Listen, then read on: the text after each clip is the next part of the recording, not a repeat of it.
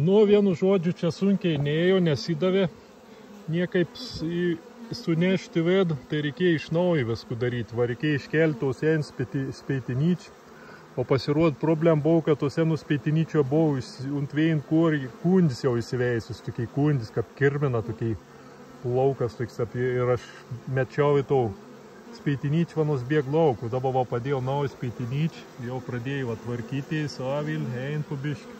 Bet speitlis didelis ir da čia užtruks koks iki vakar kausų eisenos. Tai va toks kapkailioks ir va gal peršt po biškį va kešti ved, va vis ronk yra nuo svavein žodžių.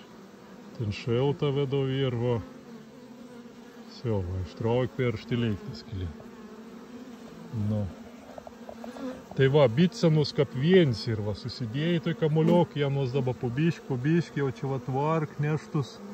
Avil visok šiukšlis jau ten plauk iš to viliok ir nu į tas vat per kokius kels valons jie sulys į ved, dabar jau viskas gera bus.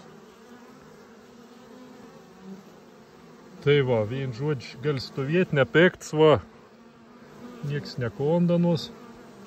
Nu ir gera, palikiam ramybę, ryto iš ryt bus tikrai ved sulindus.